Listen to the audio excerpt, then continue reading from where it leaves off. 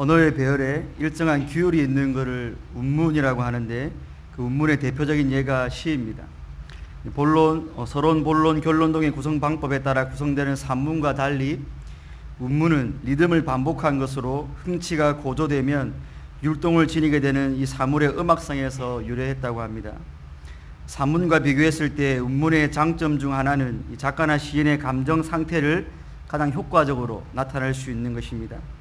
반대로 산문은 작가가 말하고자 하는 주제를 가장 명료하게 풀어낼 수 있는 장점은 있지만, 이 글이 주는 긴장감이나 이 생동감은 운문의 그것과 비교할 때 덜할 수밖에 없습니다. 그런데 누가복음에서 이 세례 요한과 예수님의 탄생을 다루는 기사들에는 유독 시적 형태의 본문들이 많이 등장합니다.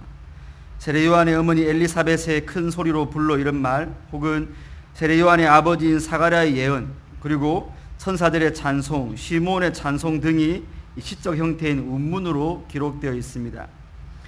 산문체가 주를 이루는 성경에서 예수님의 탄생 기사 부분에 운문체가 눈에 띄게 두드러지는 효과는 앞서 말씀드린 대로 그리스도의 오심이라는 결정적인 사건을 맞이하면서 자연스럽게 나타나는 감격과 찬양의 반응을 가장 역동적으로 표현할 수 있기 때문일 것입니다. 이 시간에는 시의 형태로 기록된 오늘 본문의 내용을 통해 성탄을 맞이하는 성도가 큰 감격 가운데 하나님을 찬양해야 할 이유가 무엇인지 함께 상고해 보도록 하겠습니다. 첫째로, 거룩하신 하나님께서 비천한 자와 같은 성도 각자에게 아들을 보내주셨기 때문입니다. 함께 본문 46절로 49절을 합독하시겠습니다. 마리아가 이르되 내 영혼이 주를 찬양하며 내 구주를 기뻐하였음은 그의 여종의 비천함을 돌보셨음이라. 보라, 이제 후로는 만세의 나를 복이 있다 일컬으리로다. 능하신 이가 큰 일을 내게 행하셨으니 그 이름이 거룩하시며. 아멘. 오늘 함께 읽은 본문은 예수님의 탄생과 또 그분의 유년기의 이야기를 담은 누가복음 1장 5절부터 2장 52절 중에 한 에피소드이며, 또 마리아를 향한 엘리사벳의 축복에 대한 마리아의 반응으로 나타나고 있습니다. 본문의 바로 앞부분에서 엘리사벳은 마리아가 주님의 어머니가 되는 복을 받았다며 축복해 주었는데, 이는 엘리사벳이 마리아의 태중에 있는 아이가 메시아로 오실 분임을 알았기 때문에 그랬습니다. 그리고 엘리사벳이 마리아를 향하여 45절에서 주께서 하신 말씀이 반드시 이루어지리라고 믿은 그 여자에게 복이 있도다라고 한 것처럼, 마리아 역시 자신의 복 중에 있는 아이가 메시아임을 믿음으로 알고 있었습니다. 마리아는 바로 이런 확신 가운데서 내 영혼이 주를 찬양하며 내 마음이 하나님 내 구주를 기뻐합니다라는 찬양으로 올려드리고 있습니다. 여기 내 영혼과 내 마음은 동의어로서 이 찬양이 마리아의 마음속 깊은 곳에서 우러나온다는 것을 강조하는 것으로, 바로 내가 주를 찬양하며 바로 내가 내 구주를 기뻐합니다라는 강조의 표현입니다. 이 구절에서 찬양하며로 번역된 헬라어는 큰 혹은 위대한 등의 의미를 지닌 메가스에서 유래한 동사로서 본절에서는 크게 높여드린다라는 의미로 사용되었습니다. 그리고 기뻐하였음으로 번역된 헬라어 역시 하늘로 치솟아 오를 것 같은 충만한 기쁨을 의미하는 것으로, 이 두 단어들은 하나님을 찬양코자 하는 마리아의 마음이 그 얼마나 열정적이며 간절한가를 여실히 보여주는 대목입니다. 그리고 마리아는 찬양의 대상이신 하나님을 향하여 주와 구주라고 칭호를 사용했습니다. 특별히 주로 번역된 헬라어 퀴리오스는 하나님께 사용될 때에는 절대 주권으로 온 피조 세계를 통치하시는 하나님을 의미합니다. 마리아는 바로 그 절대 주권의 통치자 앞에서 자신이 얼마나 비천한 존재임을 깨달았습니다. 또한 하나님을 구주라고 하므로 마리아 역시 하나님의 구원이 필요한 죄인임을 고백하고 있습니다. 이와 같은 마리아의 고백은 로마 가톨릭이 마리아는 원죄가 없는 무죄 상태에서 예수님을 잉태했다는 그 마리아 무구 회태설이 얼마나 비성경적인 이단 교리인가를 명백하게 보여주는 것입니다. 이어지는 47절로 49절은 왜냐하면 이라는 접속사로 시작하여 마리아가 하나님을 향하여 이다지도 크고 충만한 찬양과 기쁨을 올려드리는지에 대한 그 개인적인 이유가 기록되어 있습니다. 그 이유는 바로 비천한 요종에 불과한 마리아 자신을 하나님께서 돌봐주셨기 때문입니다. 하나님의 돌보심이란 마리아를 택하여 메시아를 이 땅에 보내시는 그 성육신의 통로로 삼아주셨기 때문입니다. 마리아는 48절에서 여종의 비천함을 돌보셨음이라고 하여 마리아 자신이 비천한 여종에 불과하다는 것을 다시 한 번 더 강조하면서 그런 자신을 메시아가 이 땅에 오시는 데 필요한 통로로 사용하신 그 하나님을 찬양하고 있습니다.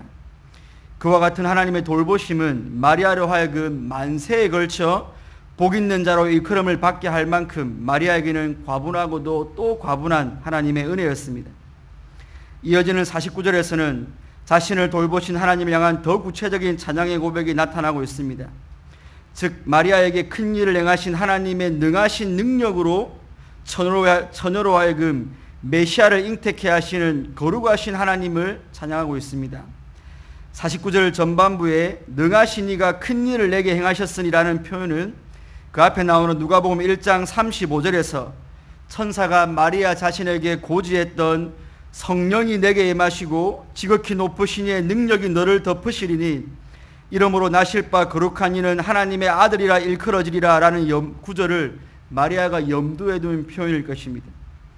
마리아는 바로 그 천사의 메시아 수태고지를 그대로 믿고 그 큰 일을 행하신 능력의 하나님을 찬양하고 있는 것입니다. 49절 후반부에 그 이름이 거룩하시며 라는 표현은 이 큰 일을 마리아 자신을 통해 이루시는 하나님의 구별되심을 강조하는 고백입니다. 하나님의 거룩함이란 단순히 죄 없으신 속성을 넘어서서 피조물과 완전히 구별된 하나님의 하나님 되심을 의미하기 때문입니다. 바로 죄인인 자신으로부터 게다가 아직 남자를 모르는 처녀인 자신의 자궁에서 온 이스라엘이 고대하던 메시아를 탄생시키시는 하나님의 그 일하심은 도저히 인간의 능력과 지혜로는 불가능한 신적 능력과 신적 지혜의 산물이기에 모든 피조물과 구별된 거룩하신 하나님을 찬양하고 있는 것입니다. 이상에서 살펴본 것처럼 마리아에게는 이 메시아의 나심과 관련하여 하나님을 찬양할 수밖에 없는 개인적인 이유가 있었습니다. 그것은 바로 인간 세계를 초월하여 계신 거룩하신 하나님께서 비천하디 비천한 자신을 돌아보사 온 이스라엘이 고대하는 메시아가 세상에 오시는 통로로 삼아주셨기 때문입니다. 그것은 모든 세대가 마리아를 복되다 일컬을 만큼 놀랍고도 신비한 하나님의 역사였습니다. 그렇다면 오늘 이 마리아의 찬양을 상고하고 있는 저와 여러분들에게 메시아를 잉태한 마리아의 개인적 찬양이 우리 며칠 뒤에 성탄의 절기를 보낼 우리와 과연 무슨 상관이 있습니까? 한 가지 확실한 사실은 예수 그리스도의 동정녀 탄생은 주님께서 재림하실 때까지 다시는 이 세상에서 반복될 수 없는 구속사의 단회적인 사건이라는 것입니다. 즉 제2, 제3의 마리아는 이 세상에 있을 수 없다는 것입니다. 그럼에도 불구하고 그리스도께서 오신 성탄의 절기를 맞이하는 저와 여러분들이 마리아보다 하나님을 더 크게 찬양해야 할 이유가 있는데 그것은 바로 심히 불결하고 추악한 죄인들을 예수 그리스도를 모시는 성전으로 삼아주셨기 때문입니다. 자신의 자궁에 아기 메시아를 잉태하고 그 메시아가 세상에 오시는 통로로 쓰임받은 비천한 마리아를 향해 모든 세대가 복이 있도다라고 일컬음을 받았다면 예수 그리스도와 끊어질 수 없는 영적 연합 상태에 있고 이제 그 예수 그리스도를 10년 가운데 모시고 살아가는 저와 여러분들이야말로 지고의 복을 받은 자들이기 때문입니다. 그래서 사도 바울은 고린도전서 3장 16절에서 너희는 너희가 하나님의 성전인 것과 하나님의 성령이 너희 안에 계시는 것을 알지 못하느냐라고 했습니다. 그러면서 그 하나님 우리 안에 계신 성령이 어떤 분이냐면 로마서 8장 10절에서 또 그리스도께서 너희 안에 계시면 이라고 하면서 우리 안에 계신 성령이 바로 예수님을 대신하여 온 예수의 영이심을 증거하고 있는 것입니다. 이처럼 성도가 하나님의 성전인 것과 성도 안에 그리스도께서 계신다는 사실을 성경은 분명히 가르쳐주고 있습니다. 이 지고의 복을 내려주신 하나님을 향한 오늘 저와 여러분들의 찬양은 어떻습니까? 마리아가 내 영혼과 내 마음이라고 반복하여 강조한 것처럼 예수 그리스도를 우리에게 보내주신 하나님을 향한 찬양이 여러분 각자의 심령에서 터져 나오고 있습니까? 마리아는 비천한 자신에게 메시아를 보내신 그 하나님을 크게 찬양한다고 하였고, 그 하나님을 향한 기쁨의 정도가 하늘로 치솟아 오를 만큼이라고 하였는데, 마리아보다 더 큰 복을 받은 여러분 각자의 찬양과 기쁨은 어떻습니까? 돌아오는 주일 밤 예배는 성탄 찬양 예배로, 그리고 25일은 성탄 축하 예배로 드리게 될 텐데, 우리는 죄인 구원을 위해 이 땅에 오신 예수 그리스도와 그 메시아를 보내신 하나님을 찬양하는 그 시간보다, 그 시간을 어떻게든 잘 때우고 집으로 돌아가서 혹은 브리아슨과 같은 휴일의 밤거리로 나서서 즐길 그 다른 무엇인가를 기대하고 있지는 않습니까? 성탄절기를 맞아 드려지는 모든 예배의 순간들은 순서를 준비한 주일학교 친구들이나 일부 몇 사람들만의 행사가 절대로 아닙니다. 참으로 그 마음의 성전에 예수 그리스도를 모시고 살아가는 모든 성도 개개인이 그 지고의 복을 내려주신 하나님을 충만한 기쁨 가운데 크게 높여드려야 합니다. 혹 여러분 중에 개인의 형편과 이 상황에 함몰되어 날 위해 그리스도를 보내주신 하나님을 찬양하는 것을 무의미하게 여기며 냉랭하고 건조한 마음의 상태에 있는 분이나 혹은 인생의 여러 가지 풍파에 지쳐 하나님을 찬양할 여력조차 남아있지 않은 분도 계실지 모르겠습니다. 어릴 때에야 크리스마스 선물 받는 설레임과 기대라도 있었지만 한 해 한 해 지날수록 그런 천진난만함은 희미해져 가고 먹고 사는 현실의 문제가 우리 찬양의 동력들을 저하시키기도 합니다. 우리 중 누군가는 질병으로 고통당할 수도 있고, 누군가는 물질의 어려움으로 가슴 시린 성탄의 계절을 보낼 수도 있고, 누군가는 가정의 불화로, 또 다른 일은 성탄절에도 이어지는 회사 일 때문에 찬양을 잃어갈지도 모르겠습니다. 그러나 성도 여러분, 혹시 여러분들이 그런 개인적인 삶의 어려움들로 인하여 죄악된 인생의 비참함을 깨닫게 된다면, 그렇게 깨어지고 상하고 낮아진 바로 그 심령의 상태야말로 하나님을 크게 찬양하며 하나님을 향한 기쁨이 충천할 수 있는 가장 적합한 상태임을 기억하시기 바랍니다. 오늘 마리아가 자신의 비참함을 깊이 깨달았을 때 그런 자신에게 이 놀라운 돌보심을 베푸신 하나님께 인생 최고의 찬양을 드린 것처럼, 우리 인생은 은혜를 받는 자신의 비천함과 또 은혜를 베푸시는 하나님의 높고 거룩하심을 제대로 깨달을 때 절정의 찬양이 터져 나오기 때문입니다. 질병과 가난과 불화와 분주함 같은 것들이 우리 인생을 비참하게 보이도록 몰아가면 갈수록 그런 죄인에게 메시아를 보내주시고 심령의 그분을 모시고 살아가는 이 지고의 복을 주신 하나님을 성도 개개인마다 찬양하지 않을 수가 없을 것입니다. 그러니 이번 성탄 예배와 성탄 축하 예배에도 여러분들의 있는 모습 그대로 나오시기 바랍니다. 그리고 여러분이 처한 그 환경과 그 삶 속에 찾아오신 예수 그리스도와 예수 그리스도를 보내신 거룩하신 하나님 아버지께 마음속 깊은 데서 우러나오는 최고의 찬양을 올려드리시기를 주님의 이름으로 축원드립니다. 둘째로, 신실하신 하나님께서 예수 그리스도를 보내심으로 언약 백성들과 맺은 언약을 성취하셨기 때문입니다. 우리 함께 본문 50절로 56절을 압독하시겠습니다. 긍휼하심이 두려워한 자에게 대대로 이르는도다.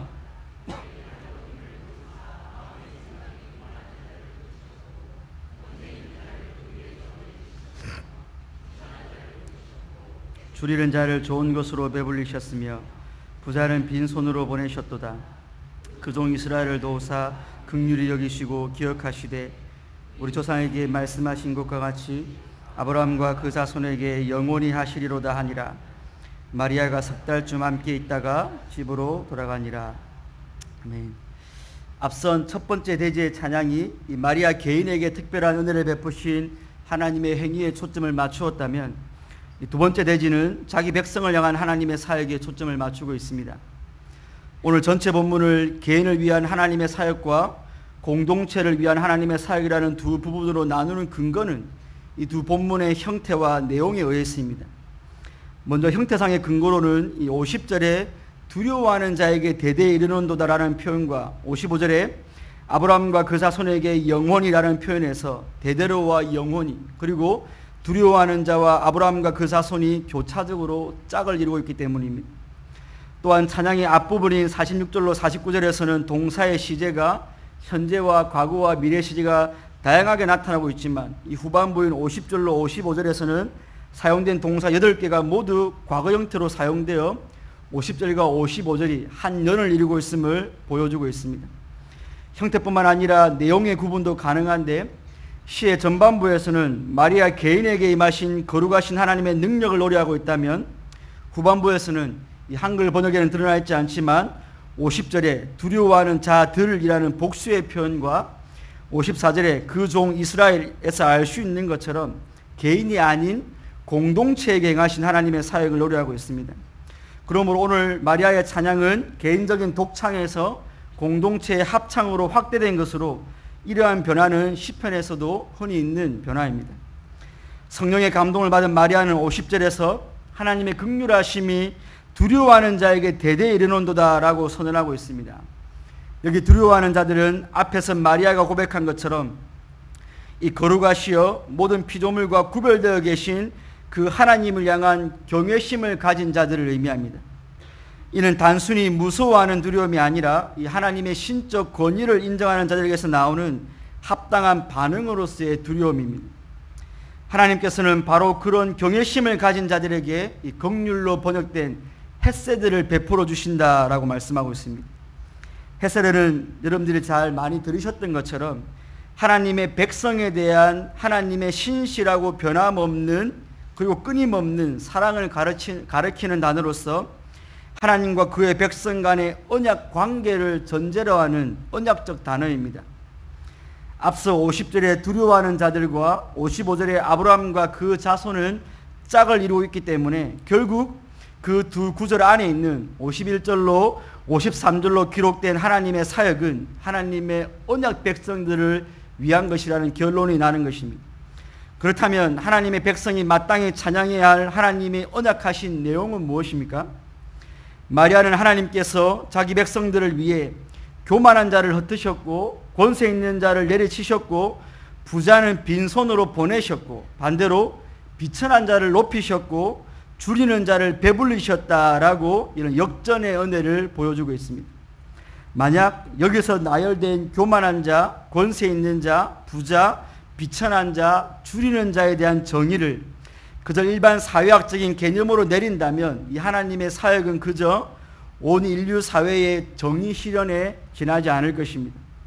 하지만 여기서 언급된 비천한 자, 줄이는 자가 앞서 언급했던 하나님을 두려워하는 자들을 표현하는 또 다른 이름인 것을 잊어서는 안 됩니다. 이 사실을 기억할 때 51절로 53절에 나타난 하나님의 사역은 언약 공동체에게 행하신 언약 성취사적인 사역인 것입니다. 그러니까 51절로 53절에 나타나고 있는 찬양받기에 합당한 하나님의 사역들은 하나님께서 그 일을 하실 것을 아브라함과 그의 자손들에게 약속하신 것들이며 그 약속의 성취를 맛보는 자들은 대중적 의미에서의 사회적 약자들이 아니라 하나님의 언약 안에 있는 자들임을 여러분들은 기억해야 하는 것입니다. 그렇다면 51절로 53절의 하나님의 사역이 어떻게 구약에서부터 언약으로 주어진 것입니까? 이와 관련하여 우리는 51절로 53절에 기록된 하나님의 사역의 내용들이 이 사무엘서의 한나의 노래와 다윗의 노래와 아주 흡사하다는 것을 발견할 수 있습니다. 원래 구약 성경에서 황건으로 묶여 있었던 사무엘서에서 한나의 노래와 다윗의 노래는 사무엘서의 처음과 마지막 부분을 싸고 있습니다. 이 두 노래 역시 오늘 마리아의 노래처럼 산문이 줄을 이루는 사무엘서에서 특별하게 시 형식으로 사무엘서의 앞과 뒤를 꾸미고 있는 것입니다. 산문이 줄을 이루고 있는 사무엘서 전체 흐름에서 앞뒤로 위치한 시 형식의 한나와 다윗의 노래가 어색하기 때문에 이 비평학자들은 이 두 노래가 후대의 삽입으로 들어왔다고 주장하기도 합니다. 하지만 그것은 후대 사람들의 삽입으로 이루어진 어색한 배치가 아니고 이스라엘의 왕을 예언한 것으로 사무엘서의 아주 중요한 내용을 차지하는 노래들입니다. 여러분, 한나의 노래의 특이점은 아이를 출산하지 못하던 불임 여성 한나가 산에 아이를 낳은 개인적인 기쁨을 노래하는 내용이 아니라 한나의 노래는 하나님의 구원을 노래하고 있고, 나아가 한나가 사무엘을 낳을 때는 이스라엘에 왕이 없는 사사시대였지만 왕이 세워지기도 전에 여호와의 기름 부음을 받은 왕을 예언적으로 노래하고 있는 것입니다. 물론 이 왕은 가깝게는 다윗 왕을 예언한 것이자 궁극적으로는 메시아로 오실 예수님에 대한 예언의 노래가 한나의 노래입니다. 그러니까 한나의 노래는 단순히 불임 여성의 한풀이 노래가 아니라 메시아에 대한 예언시인 것입니다. 뿐만 아니라 한나의 노래 역시 마리아의 노래처럼 여호와의 거룩하심을 노래하면서 여호와께서 교만하고 오만한 자를 달아보시고 용사의 활을 꺾으시고 풍족하던 자들을 줄이게 하실 것과 반대로 넘어진 자는 힘을 얻고 줄이던 자들은 줄이지 않는다는 오늘 마리아의 노래와 똑같은 역전의 은혜가 기록되어 있습니다. 이와 같은 강한 자와 약한 자, 부자와 가난한 자, 교만한 자와 겸손한 자의 역전은 다윗의 노래에도 동일하게 나타나고 있습니다. 중요한 것은 이러한 역전이 바로 여호와 하나님께서 이루시는 언약의 성취라는 것입니다. 마리아는 바로 구약의 그 약속이 자신에게서 나실 메시아를 통해 이루어질 것을 예언하며 하나님을 찬양하고 있는 것입니다. 그런데 의아한 것은 마리아가 구약의 그 예언을 알았고 그 예언의 성취가 하나님께서 보내실 메시아를 통해서 이루어질 것을 알았다면 51절로 53절의 내용들이 미래 시제로, 즉 태어날 아기가 그 이후의 사건으로 기록되어야 되는데 정작 마리아는 과거 시제로 이미 있었던 일처럼 기록하고 있다는 것입니다. 바울이 고린도서 6장에서 말한 것처럼 무명한 자 같으나 유명한 자요, 죽은 자 같으나 보라 우리가 살아있고, 징계를 받는 자 같으나 죽임을 당하지 아니하고, 근심하는 자 같으나 항상 기뻐하고, 가난한 자 같으나 많은 사람을 부유하게 하고, 아무것도 없는 자 같으나 모든 것을 가진 자로서의 그리스도의 신분은 바로 그리스도 안에서 주어질 것이기 때문에 메시아가 태어나기도 전에 이런 대반전이 이루어진 것처럼 과거 시제로 표현하는 것은 어색한 것입니다. 이와 같은 과거 시제의 동사가 주는 난해함은 바로 그 과거 시제 동사의 다양한 용법들을 이해할 때 해결할 수 있습니다. 왜냐하면 헬라어의 부정과거 시제의 용법 중에 하나는 미래에 너무나도 확실한 사건을 묘사할 때 사용되기 때문입니다. 즉, 비록 어떤 사건이 미래에 발생할 사건들이지만 그 일의 성취가 너무나 확실할 경우에는 미래의 사건들에 대하여 과거에 발생한 사건처럼 과거 시제를 사용하는 것입니다. 이것을 이제 신학적으로는 아오리스트 용법이라고 말들을 하기도 합니다. 그러니까 메시아가 잉태되었다면 이제 그 메시아를 통해 하나님의 언약이 성취되고 언약 백성들은 그 구원을 누리게 될 것이 비록 미래의 사건이지만 그것은 반드시 발생하고야 말 너무나 확신한 사건이기에 마리아는 과거에 있었던 일들처럼 표현하고 있는 것입니다. 언약에 신실하신 하나님께서 구약의 조상들에게 약속하신 그 메시아를 잉태케 하셨다면 이제 앞으로 메시아를 통해 발생할 그 구원의 사건 역시 반드시 일어날 것이라는 믿음이 마리아에게는 있었기 때문입니다. 그러므로 성도 여러분, 이제 그리스도 안에 있는 구원의 유익들을 이미 누리고 있는 신약의 저와 여러분들은 예수님께서 재림하실 때 완성될 모든 언약의 성취가 이미 이루어진 것처럼 여기면서 그 일을 반드시 이루실 언약의 신실하신 하나님을 찬양해야 하는 것입니다. 신약의 교회가 맞이하는 성탄절은 그저 이 땅에 오신 아기 예수님을 축하하는 의미 정도만이 아니고 그렇다고 현재 내 안에 내주하시는 그 예수님께 경배를 드리는 그런 시간만이 아니라 이 모든 일들이 확실하게 발생한 것을 보니 예수님의 재림도 분명하고 저 새하늘과 새 땅에서 온 교회가 누릴 그 영광도 분명할 것이라는 확신 가운데 언약의 신실하신 하나님을 찬양하는 절기인 것입니다. 언약대로 아들을 보내시고 언약대로 아들을 죽이셨으며 언약대로 아들을 부활시키신 하나님께서 언약대로 모든 교회에게 천국의 유업을 주실 것입니다. 그러므로 성탄절을 맞이하는 언약 백성인 교회의 찬양은 과거와 현재의 사건만이 아니라 교회가 받을 장래의 은혜도 내다보면서 그 일을 성취하실 하나님을 한 마음으로 전심으로 찬양하는 것입니다. 경양의 성도 여러분, 그리고 오늘 헌신을 재확인하시는 4에서 6 청년의 회원 여러분, 제가 통영에서 교회를 다닐 때 그 부흥의 강사로 오신 외부 목사님들이 꼭 한마디씩 동일하게 하는 말씀이 있었습니다. 그건 바로 그분들이 다른 교회에 설교자로 가게 되었을 때 그 교회 성도들의 기도 소리나 찬양 소리를 들어보면 그 교회 성도들의 영적인 상태와 수준을 대충 알 수 있다는 것이었습니다. 물론 저는 그 목사님들의 말씀이 100% 맞다고는 생각하지 않습니다. 은사주의나 오순절파에 속한 성도들의 기도나 찬양의 뜨거움과 열정은 둘째가라면 서러울 정도이지만 그런 분들의 영적 수준이 모두 고차원적이거나 그분들의 영적 상태가 항상 건강한 것은 아니기 때문입니다. 그럼에도 불구하고 우리가 그런 목사님들의 이야기를 통해 한번 생각해 봐야 할 부분은 분명히 있습니다. 그것은 한 성도나 혹은 교회 공동체의 찬양의 목소리가 얼마나 크느냐, 얼마나 자주 찬양을 하느냐, 얼마나 찬양을 잘 하느냐와 상관없이 참으로 하나님께 은혜를 받은 개인이자 공동체라면 과연 하나님을 향한 진실되고 열정적인 찬양의 감정이 샘솟지 않는 것이 있을 수 있는 일인가라는 것입니다. 물속에 빠진 사람의 구호를 요청하는 목소리가 너무 점잖거나 자기 혼자 알아들을 만한 크기일 수가 없고 그토록 고대하던 일들이 성사되었을 때 그저 남의 집에 난 경사처럼 무심함과 무미건조한 상태에서 환호할 수 없는 것처럼 나를 향하시고 또 교회 공동체를 향한 성탄의 은혜를 아는 자들의 찬양은 필연적으로 적극적이고 감격적이며 열정적이며 진지해야 하지 않겠습니까? 혹자들은 좋은 악기, 빠른 박자의 메들리로 이어지는 찬양곡들 혹은 상한 심령을 터치하는 감성적인 가사와 신금을 울리는 반주의 곡들 혹은 찬양인도자의 능수능란한 찬양인도 실력 이런 것들이 있어야 성도들의 찬양이 뜨거울 수 있다라고 말들 합니다.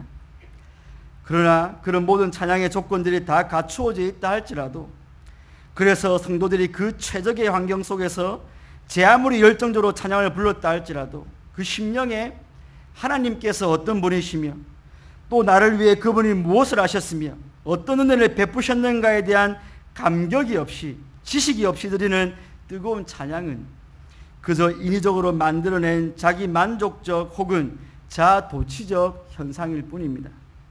왜냐하면 찬양은 은혜를 받기 위한 수단이 아니라 은혜 받은 자에게서 필연적으로 흘러나오는 그 심령에 감출 수 없는 고백이기 때문입니다.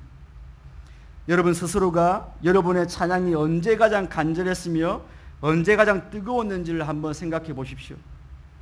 바로 여러분 스스로가 하나님을 찬양하기 얼마나 부족한 존재인지를 바르게 직시하고 그런 나에게 베푸시는 하나님의 은혜가 얼마나 무한하고 고귀한 것인지를 알고 부를 그 순간이었지 않습니까?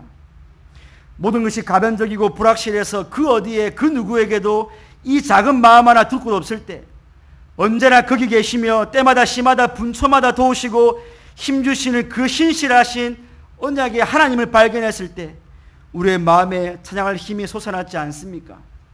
눈물골짜기 인생 중에 하루하루 근근히 버티며 살아가면서 내 어려운 처지는 나아진 것이 하나 없지만 하나님 한 분만으로 만족하는 바로 그때 우리의 기쁨은 곡식과 새 포도주가 풍성할 때보다 더했지 않습니까? 이번 성탄절을 맞아 예수 그리스도를 통해 구원을 받은 내가 과연 어떤 존재이며 날 위해 사람이 되신 그 예수님은 과연 누구시며 죄인 중에 괴수를 구원하기 위해 아들을 죽음으로 보내시는 하나님의 마음을 잠잠히 묵상해 보시기 바랍니다. 그리고 비록 저와 여러분이 현재 당하는 고난이 제 아무리 극심하고 끝이 없어 보인다 할지라도 언약의 신실하신 하나님께서 우리 경양의 모든 성도들에게 반드시 허락하실 현재의 고난과 비교할 수 없는 구원의 완성의 영광을 묵상하며 성탄의 절기를 보내시기 바랍니다. 그리하여 흥청망청 떠드는 유흥의 소리와 슬픔과 고통의 탄식 소리와 죽음의 곡소리와 세상 임금들이 하나님을 대적하는 소리로 가득한 이 세상 속에서 성탄의 참된 의미를 묵상하면서 거룩하고 신실하신 하나님만을 크게 찬양하시는 성도님들 되시기를 주님의 이름으로 축원드립니다.